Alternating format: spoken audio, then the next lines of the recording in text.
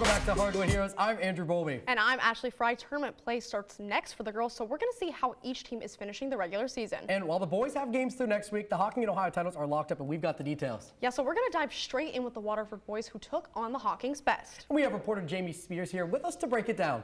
After their loss last week against Eastern, the Wildcats were looking to improve to 3-4 in conference play. Yeah, but an undefeated Southern team is going to stand in their way. Yeah, Waterford aimed to play spoiler on Tuesday. And we go to Racine as Waterford traveled to Southern for their second meeting of the year. This game started out hot with this three from Brandon Loudermill to open up the scoring for Southern. It was a back and forth first half with stellar defense by both teams. Now the two squads combined for 9 points in the second quarter. And going into the break, it was 16-14 Wildcats. Yeah, now we've heard a lot about Southern's Andre Chandler this season, so how did he play in this one? Well, he flipped the switch in the second half, dominating on both sides of the ball, finishing the game with 17 points, 8 rebounds, and 5 steals. With the help of Chandler, Southern was able to pull ahead in the third and carry the momentum the rest of the way. A late three by Gavin Heener would make this a 7-point game in the fourth, but it would be too late. Tornadoes take this one 44-34. After the game, Southern head coach Jeff Caldwell talked about how defense won this game. Both teams fought hard all the way to the end. We knew it was going to be a tough game. I'm just happy we got a win. I think our defense was the key. Both teams were playing great defense, but we were able to get a few steals and get down and get some buckets off our defense, and that was the key. With this win, Southern clinched a share of the TVC-Ohio title, while Waterford is sitting at the middle of the pack with only one conference game left next week. Thanks, Jamie. As for the Waterford girls, they were struggling with illness this week. Not ideal as they took on Belpre, who finished right behind them in the Hocking. Now, the beginning of this game started out fairly slow, but this Brenly Popmeyer steal and score is going to get it going. We'll see this finish here, and we're going to go over to Belpre's Gracie Bills, who's going to hit a nice little jumper to keep them in the game. Yeah, but a little Kendall Surrey magic and a huge steal and score by Ava Hurley is going to send Waterford over the edge, taking it 44-34. And after the game, Kendall Surrey spoke on the players who stepped up while key contributors were out sick. When someone's hurt or sick, we always know we have that one girl to step up and play in the game, which like Kira and Ava, they got big minutes today, and I really think Ava did a really good job filling that starting role today. So that's what we need when we have these injuries like this that can happen anytime. So having those girls come up really helps us. Now moving along to the Eastern girls, who have been through a lot this season while only posting one win, but things were looking up this week. And Eastern reporter Evan Johnson joins me to talk about it. Yeah, Ashley. A coaching change, young roster, and availability issues are all some of the challenges the Eagles have faced this year. But what is special is how dedicated this group is. With only 7 girls on the roster, the Eastern girls traveled to Meigs, with both teams looking to get their second win of the season. First off, freshman Bryce Simpson with a huge block, and she pushes the ball down the floor. And now, Mackenzie Robertson. They say the mid-range is a dead art. Robertson and I both disagree. Smooth pull-up for 2. Here we go again. This time, Robertson throwing it the length of the floor to Simpson, and check out the jab step into the floater. Eagles up 30-8 at half. Late in the game, Meigs got some shots to fall, but the deficit was too large. Eagles get their second win, 55-17. While such an important moment for these girls, and by such a dominant win, this has to feel special. Yeah, despite all the adversity this team has faced, there has been a noticeable improvement from the start of the season to now. Freshman Bryce Simpson and sophomore Mackenzie Robertson have taken tremendous strides, and they both dominated in this game. They combined for 34 points, 21 rebounds, and 8 steals. Yeah, head coach Matt Simpson stepped up into the varsity role earlier this year while also coaching the middle school team. So what has this transition been like for him? He has really embraced both teams. We watched him coach the middle school game and until the third quarter, where he left to talk to the varsity team, and then he came back to the end of the game and immediately started the varsity warm-ups. We talked with Coach Simpson, and he is looking forward to the future of Eastern girls basketball. Watching them grow and progress is awesome. I mean, obviously I'm a part of where they're at the junior high level, so I get to see where they're at then, and hopefully get to see where they're at all the way into a senior level as well. And hopefully we get to put all those pieces together at some point in time and see if we can turn things around. We got great opportunities to do that. They will look to keep the momentum going and keep progressing in a playoff game against Portsmouth West. Thanks, Evan. after the girls' big win with the boys had a must-win game against Fed Hoc. The Eagles have to win out for a chance at the Hocking title. Now, Colton Lloyd's going to go ahead and get us going with a short floater, and Eagles take an early 17-8 lead. But Cameron Joy's going to hit this mid-range jumper, and quickly Fed Hoc is back in action. Eagles only up by 2 heading into the second half, but Gavin Murphy is about to put on a show, and we're going to give you a front row seat. In the corner for a 3, no problem. Stepping back for a 3, easy peasy. This kid is a bucket. 28 points sent the kid to the league. Eagles come away with this one 74-44. Waterford and Fed Hoc boys meeting on the second night of the back-to-back. Wildcats took the first one 54-43, and the Lancers offense got going with Renvolo hitting a triple you see here. On the other end, Gavin Heener gonna get 3 the old-fashioned way for the Wildcats. Back to Fed Hoc, and we'll see some nice ball movement that gets Cam Joy a look from the top of the key, and he knocks that down. Waterford ahead and looking for more. Vin Penna with a quick first step and burst to the bucket. Wildcats ahead into the third and now into the fourth. Ball in the corner, and it's going to come back out to Reese Lang. And watch this pass he makes out of the double team. Finds Heener for the layup over a defender. Waterford wins 50-46. Now, even though Fed Hoc came out on the losing end, Cam Joy and Renvolo, they showed up in this game. The duo combined for 90% of their team points with 41, and they kept the Lancers around in the game, even though they weren't able to get them quite over the hump. Now, the boys were unable to pick up the win, but Federal Hocking girls, they've had some serious momentum as they inch closer and closer to tournament play. And to break down the Lady Lancers, I'm joined by Fed Hoc reporter Joshua Jacob. Thanks, Bowlby. Coming into this game, Federal Hocking was 4-1 in their last 5, with only 1 loss coming against an undefeated Marietta team. The Lancers were able to put together a dominant senior night performance against Trimble on Wednesday. Fed Hoc's 4 seniors led the team out looking to sweep the Tomcats this season. Now remember these names because you're gonna hear them a lot. Jaylee Osborne moves the ball to set up the easy mid-range here for Brenly Cottrell to start the scoring off strong. Early in the second, Rory Tabler hits to Kira Walker as she picks up her second 3 and pushes the lead 20-8. Now we're going to switch sides and get a quick 3 here from Joelle Richards. However, it's not enough to close the gap. Fed Hoc up at half, 39-11. Now on to the fourth quarter, and Audrey Klingapils hitting from behind the arc, extending the Lancers' lead. Now late in the fourth, Walker brings it up and finds Olivia Tabler, bringing the total of made 3s for the seniors to 12, leading to a big Lancers win, 59-21. Yeah, and clearly the seniors left their mark on this game scoring-wise. How are they really able to do that? Well, they all play different roles, and they're able to complement each other really well. The seniors combined for 42 points, led by Jaylee Osborne with 21. Yeah, and this was her first full season with the Lancers. Yeah, but she's been on varsity teams since she was a freshman. Addison Jackson and Audrey Klingapils space the floor out, which gives Fed Hoc a constant threat from deep. And Olivia Tabler is a tough player down low. She'll clean up the mistakes and get your buckets in the paint. Now after the game, head coach Amos Cottrell talked about how special it was to watch his players develop.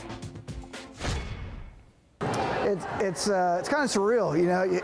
I still feel like I should be back playing, but to see a group of kids that I've coached since, you know, they were 9, 10 years old, and now they're turning into young women and getting ready to graduate, it's pretty cool to watch.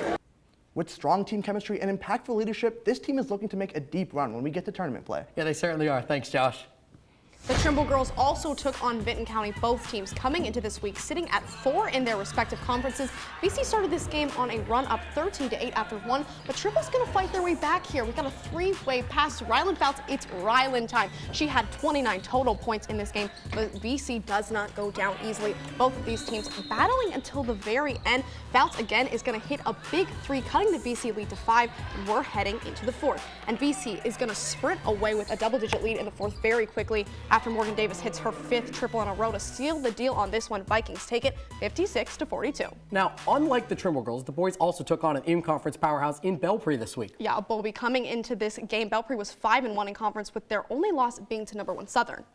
And here to tell us if Trimble was able to break Belpre's tear is Tomcat reporter Andrew Rowan. Thanks, guys. The Tomcats had a neck-and-neck brawl with the Golden Eagles, but managed to come out on top in stunning fashion while having some special guests in attendance. Former coach Howie Caldwell and his 2015 squad were in the house, so the boys looked to put on a show. Belpre started the game off hot, but Tomcats could respond. Brady Jasek out in the corner for a big 3 to give Triple a response. Tomcats up 17-16 to end the first. It was a similar story in the second quarter. Both teams' offenses kept rolling. Hayden Tobler passes out to AJ Copen to give the Golden Eagles a corner 3 of their own. Belpre up 28-27 at the break. Wow, so only a 1-point lead at the end of each quarter. Did the back-and-forth trend continue into the second half? For sure, and the third quarter was a lot more defensive, with neither team scoring double digits. but it was just as back and forth, and Trimble would get the better hand, tying it up at 34-all headed into the fourth quarter. So in a close situation like this, you need guys who can step up. Who did that in this one? Trimble's Brady Jasek was the man of the hour. He took over in the fourth, scoring 10 of his team's 12 points. When his team needed a shot, the ball would just find his hands. And with 5 seconds left in regulation, Tomcats down 1. Jasek puts up a prayer, and it is answered. Ball game. Tomcats win 46-44. And looking at his stats from the night, it's easy to see why they trusted him in that spot. Yeah, I mean, he led his team in points, putting up 21 on efficient shooting. And of course, we just saw that game winner. What a big shot. His 10 points in the fourth quarter pushed his team forward. That leadership kept his team in it and got them that win. After the game, head coach Tracy Blevins talked about Jasek's impact. You can have all the basketball in the world. You know, I could be the second coming of Bobby Knight, but if you don't have players like that, you're not going to win basketball games. You're not going to be in basketball games. The Tomcats look to build upon this success on Tuesday while they play the Miller Falcons on the road. Yeah, hopefully that game will be as exciting as that one was. Thanks so much, Andrew. And now, we just mentioned Belpre, and we talked about Southern a little bit earlier. Well, they saw each other in essentially the title game for the TVC Hocking on Friday. Yeah, not to mention it was senior night for the Golden Eagles. I don't think it gets much better than that. No, it certainly doesn't. And reporter Charlie Ehlenfeld was at that game. Yeah, guys, with how close every game has been in the conference this year, we were in for another classic Hocking showdown. But for the Southern Tornadoes, winning the title would be the realization of years of effort and struggle. The people of Racine have been waiting for more than a decade for their third Hocking crown. In 18 years, Jeff Caldwell has seen the ups and downs of the Southern Tornadoes. But since 2014, Southern has been unable to claim the TVC Hocking title. Despite that, Caldwell has never lost faith in the process. It really just takes a lot of sticking with it and not getting discouraged and continuing to work and knowing that there can be brighter days ahead if you continue to put the effort in. The players, especially seniors like Brandon Loudermilt, have been a part of the long journey to the top. His freshman year, the Tornadoes only won 6 games.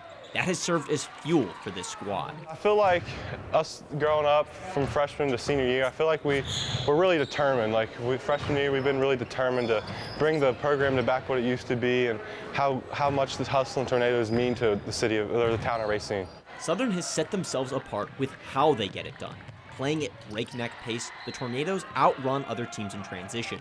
No one knows that better than junior guard Andre Chandler. I feel like we're more conditioned than every team we play. So we can get out and run and push it, and coach tells us that's when we're at our best. But for Caldwell and Southern, the job is far from finished. You're never guaranteed tomorrow, and we just want to focus each day. At long last, it was time for the ultimate test. At Belpre, with a chance to lock up the TVC Hocking all for themselves. Talking to players and coaches, they all told me they understood how tough Belpre is at home. So it was no surprise the early going was a little messy. Both teams combined for more than 20 first-half turnovers. In the first, that style of play favored the Golden Eagles. Behind senior Chris Copen, Belpre ended the quarter up 14-12. The Tornadoes were not down for long. Led by Andre Chandler, the machine from Racine took the lead back in the second. Noah Leachman hit this crazy buzzer beater to send Southern to the locker room, up 26-20. The Tornadoes looked like they had put the game out of reach in the third as they built a double-digit lead. But the Golden Eagles brought the lead all the way down to 3 with 2:20 on the clock. However, Southern survives, sealing the game with a Landon Everson layup, winning 48-41. It was a memorable moment for Coach Caldwell. But I think this is really special because of where we have come from in the last couple of years. To be a team that was down near the bottom. I mean, last year we went 2-8 in the conference. With RPI rankings going final on Saturday, Southern owns the 3 seed in the Division 7 Southeast District. Yeah, and what we've seen this season, they're certainly going to be a tough out in the playoffs. Thanks, Charlie. And now that we've seen Southern claim their first TVC Hocking title in 10 years, we need to see where the rest of the conference sits. Yeah, so the Tornadoes, still undefeated, will have one final game next week against Eastern, who sits right behind them in second. The Eagles jumped over Belpre with their wins over Fred Hawk and Trimble. And Waterford sits soundly in fourth, while the Tomcats and Lancers finish out the boys. For the girls, we already know Waterford clinched the conference last week, but the race for second is still taking place. Fred Hawk caught up to Belpre after this week's results. And the Lancers' head-to-head win over Trimble you saw earlier has them a few games up on the Tomcats. Southern and Eastern both round out the final standings for the TVC Hocking. Moving over to the Ohio, Vinton County coming off 2 in-conference losses, looking to get back on track against Wilson. VC took advantage of aggressive drives like this one you're seeing here all game long, but Morgan Davis, well, she took advantage of the arc all game long, shooting 66% from 3, 18 points, all on 3-pointers. I mean, come on.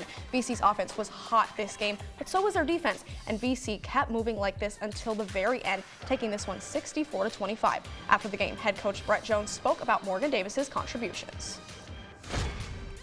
Again, number one, her teammates did a great job finding her, but she did a good job of running the floor and finding open spots. And again, she's a kid that shoots it with confidence and understands her role and understands that's what she does. And we were super proud of her effort and how she came in and was locked in. And while the VC girls had a standout defensive performance, could the VC boys follow suit against number 3 Athens? Well, VC reporter Grant Kiefer is here to tell you about it. Well, I can tell you this. It was an eventful defensive matchup that came down to the wire, and Vinton County's used to these kinds of games, but the question was, could they pull out yet another win doing so? First meeting, you have to go back to December, and Vinton County remembers it all too well, winning 64-56. Cobra Sharp denied at the rim. We mentioned the defense, and hey, you saw it right there. Hayden Hughes at the other end with the hezzy and drive to the cup. Leo Martin for Athens now going to split the Red Seas, take it to the rack. You're not going to be that wide open in the paint quite often. Cobra Sharp going to drive it again. It's looking like deja vu from earlier. This time, he's not getting swatted. Sharp again, this time kicking it out to Josh Montgomery from long range as he helps VC take control. If you're keeping track at home how many times you've seen Sharp, well, this is number 4. He adds on another 2. One more bucket for good measure. Vinton County takes down Athens 52-47. Yeah, we saw Cobra Sharp a lot in those highlights, and the stats definitely back it up. He had almost half the team's points in this one. Yeah, 24 points, and it's not like it's anything new for the senior. He leads the team in all counting stats besides blocks. He's been impacting the game on both sides of the ball. Yeah, so you just spoke about it. Another close win for the Vikings. Yeah, we talked about it earlier. The Vikings have found themselves in a lot of spots like this one this year. They just keep finding ways to win. We got tough guys on this team. We played the good news and the bad news. We played in several of these type of games this year, so we've learned from them, and we've been able to pull some of these out at the end. I think a lot based on just the fact we played a lot of them, get experience with it. They've been finding ways to win like that all season. Playing basketball at the right time here in mid-February should be eventful postseason for the Vikings. Yeah, they've got one more week of play. We'll see how things shake out for them next week. Thanks, Grant. Let's move over to the NY and Alexander girls. Buckeyes honoring seniors Elena Okulich and Megan Booth pregame. We'll see that duo here. Booth gets the rebound, and then the ball ends up all the way down with Okulich for the wide open lane. McKenna Moore for Alexander with the offensive board and putback. Spartans lead 27-16 at half. Here, the Alexander defense steps in as Kaylee Hudnall sets up Lily Ryder. Spartans forced 24 turnovers in this game. That led them to a 52-39 win, and it didn't go the way they had hoped, but the Buckeyes seniors Megan Booth and Elena Okulich took their final walks off the court at Ben Wagner Gymnasium. So the NY girls couldn't cap the regular season with a home win, but the boys, they were looking to reverse fortune and take down Vinton County for the first time in 8 years. And Buckeyes reporter Donovan Varney was there, and this is a head-to-head that has been very one-sided. Yeah, it's been favoring VC heavily. The Buckeyes got close last week, only losing by 4, but 6-year head coach Blaine Gabriel is on the hunt for his first ever win against the Vikings, and he got some help from his star senior Bryant Call, who wasted no time, dropping 11 points in just the first quarter. Vinton County kept it within reach. Hayden Reynolds busting out the old spin cycle for the score here. NY up 4 at the end of 1. Now, Bolby, this VC offense moves quick. Cobra Sharp with a post fade over Thompson, and that's just a taste of the matchup these two had tonight. 30-24 was the score at half, and man, I don't know what it is, but Brian Call has a little pep in his step when he gets out of the locker room. 11 points in the first, 8 straight points in the third. The Buckeyes outscored VC 21-8 in the final quarter en route to the victory, and it's safe to say Coach Gabriel is happy with the result. That is pretty big. It's pretty big. Kids are pretty excited. We worked hard. Last Saturday night they beat us 80-76. It was back and forth, and we made a couple adjustments last 2 nights in practice defensively, and it worked out pretty well tonight. Yeah, it certainly did seem to work out. And that 8-year losing streak, it's finally over for the Buckeyes. And the Buckeyes get some revenge. A couple of key factors led to this Buckeye victory, so let's check the tape. You know, the last time these two played, NY got into some foul trouble really early, and VC got to the stripe a lot, and they got a lot of extra points. So that's why it was so high scoring, like Gabriel said earlier. And this time around, they limited those fouls. Instead of reaching in and getting those, they were jumping passing lanes, and they made VC take a lot of contested shots. Yeah, and obviously the defense was good. How do they look offensively? Well, VC plays fast, and NY didn't let that dictate the speed or flow of their offense. They were able to set up their plays, get a lot of points off assists, and that's why they played so well. And with that, NY secures their third straight winning season. Lots to like from Friday's game if you're a Buckeye fan. Yeah, I'm glad for Coach Gabriel to finally get that win over VC. Thanks so much, Donovan.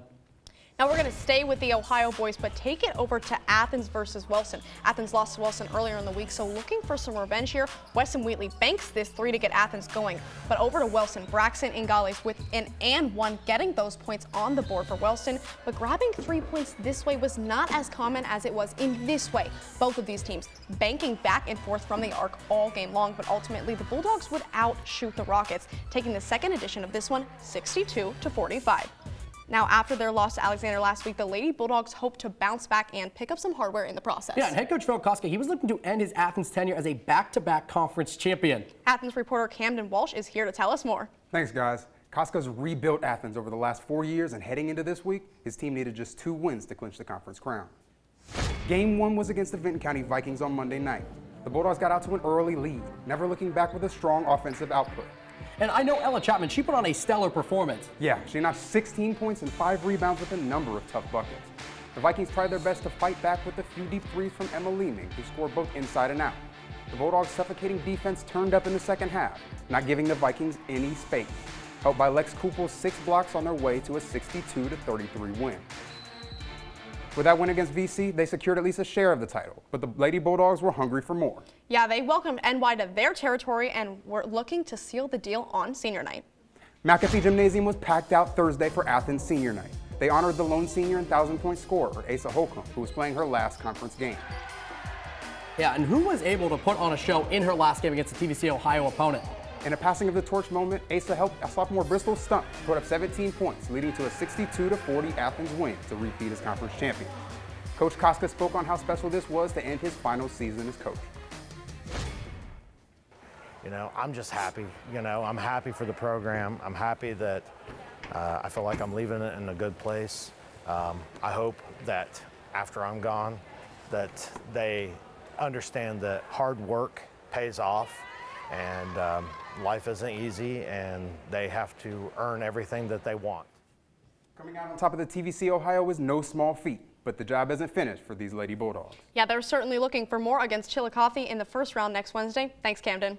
All right, switching over from Athens to Alexander, where the boys have steadily improved throughout this season. Yeah, and we welcome Alexander reporter Josh Horner to tell us more. Thanks, guys. After the Spartans lost 7 of their first 8 games, they've quickly gotten back on their feet in the middle of the season. They hosted Eastern Saturday in a cross-conference matchup. Alexander was looking to pick up their 7th win of the season against the Eagles. But in the first, it was all Eastern. Sam Balch would get the handoff and drain a triple 18-12 Eagles after the opening quarter. But the Spartans flipped momentum in their favor. Great ball movement led to this Jace Cooper 3 from the corner. And this time, it's Mason Morris. Step back triple. Spartans would go on a 16-0 run, giving them a 31-24 lead at the half. The Eagles would get the lead back in the third. Balch to Barnes, another long ball, 43-39 Eagles. Alexander kept it close in the fourth. Alex Bateman, the banks are open, but it's too little, too late, as Eastern goes on to win, 59-54. Yeah, so a huge win for Eastern on the road. Josh, what stood out to you the most in this game? Definitely defense. Alexander did a great job containing Gavin Murphy, but Colton Lloyd was a different story. We're going to see right here, Gavin Murphy's going to lead into this Colton Lloyd drive. Now watch how Murphy seals the defender, gives Lloyd all the space he needs to work with. Lloyd going to get the bucket and the foul to go along with it. This time, no lead for Lloyd, but he's on an isolation. Look at all the defenders on the left side of your screen. Lloyd has all the right side to work with, gets the spin, and gets the bucket to go along with it. Alexander going to do a much better job and help defense right here, but Lloyd recognizes that. Sees Sam Balch in the corner. He's going to get the swing pass. Balch going to nail the 3 for Eastern. Yeah, Josh, there is no doubt. We've seen it all year long, right? Eastern, their offense runs through Colton Lloyd. Yeah, and what can we look forward to for the Spartans? With River Valley and rival Athens on the schedule next week, Alexander is looking for a boost heading into the tournament. Yeah, thanks for the great work, Josh. With tournament time now here for the girls, and it's just on the horizon for the boys, head to our socials on X, Instagram, and Facebook for updated brackets and all the content you need to see throughout the playoffs. Plus, we have the full court press all week long with recaps of games across the TVC. And for that nightly content, head to woub.org/heroes. Now, the Meigs boys have been rolling through their competition this season with just one loss. Yeah, and with Vinton County losing to Nelsonville-York like we saw earlier, the Marauders had a chance to win their first ever TVC-Ohio title on Friday. Yeah, and here to tell us if they did is reporter Lucy Schaefer. I mean, you guys said it. The Marauders have been absolutely dominating that regular season. Yeah, and they've been better in conference as well. Yeah, going into this one, they were beating conference opponents by an average of 33 points per game. Now, the last stop between Meigs and their first TVC-Ohio title, the River Valley Raiders, who are coming off of their first conference win this season. And the Marauders handled business with a commanding 92-50 victory. And what made it happen? The versatility the Marauders bring to the table. Sophomore Reed Brenniger, senior Caden Gein, and junior Carson Davis combined for 48 points, with Brenniger leading the charge at 19 himself. Unselfish play was a huge factor. The group was always making that extra pass, as you can see right there.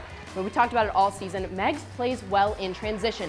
We've seen this exact play before. Davis to Landon Dewey's, who will finish that play, and that court vision will be an asset when the tournament rolls around. Now, in winning the title, Coach Davis was all business after the game. Feels good, but we've got 2 TVC games left that we want to win those games. I've kind of learned as I played, you ignore that. We play the game that's in front of us, and we worry about the accolades and the things you've won when it's over. Now, Coach may not want to talk about all that success just yet, but let's take a look anyways. After their win against Westfall on Saturday, the Marauders have won 19 games, the most wins since 1986. They've also scored 1,482 total points so far, the most since 2016.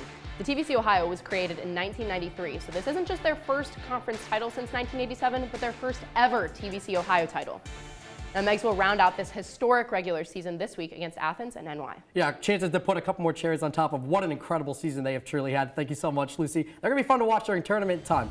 Yeah, Lucy obviously just talked about it, but for decades in the making, Meigs now sits on the top of their conference, dominating at 10-0. And it's great for them. Obviously, it just fell short last year, but this year they're able to conquer that and get to the top of the conference. And again, the result of the VC-NY game that you saw earlier, those two sit at 2nd and 3rd respectively.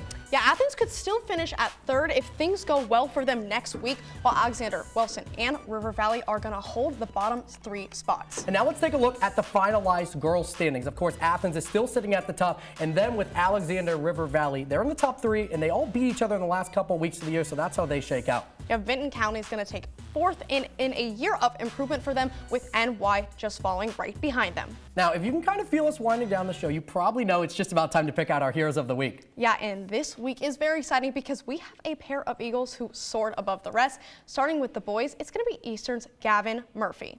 Yeah, Murphy played a huge role in Eastern's 74-44 win over Federal Hocking this week. Yeah, you just have to listen to these numbers to be able to understand. 28 points, 20 rebounds, 2 assists, and 4 steals. Murphy is a menace on that court. And that's the exact kind of guy you want on your team in any situation, and that's why he is our boys' hero of the week. And the girls' hero is Murphy's fellow Eastern Eagle, Braylon Simpson. Yeah, Simpson led her team to a dominant 55-17 win over the Meigs girls, and she put up some pretty crazy numbers. Yeah, Bobby, 20 points, 14 rebounds, 3 assists, and 2 blocks. This girl is only a freshman. Yeah, and this is a bright future ahead of her for sure. Now, when we take a look at these numbers, you can see just how much these two shine in really every aspect of the game. Yeah, we know putting up points like this is insane work, but matching it with that many rebounds is something pretty special. Yeah, these two are bound to make some magic happen in the near future. And speaking of the future, are you free next week? Because we have some content you cannot miss. Yeah, with the end of the boys' season swiftly approaching and the beginning of the girls' playoffs, make sure to check us out on all of our social medias for full playoff brackets and updates on all things Hocking and Ohio. Yeah, we will see you next Sunday at the same time and same place. But until then, we're reminding you to be heroic.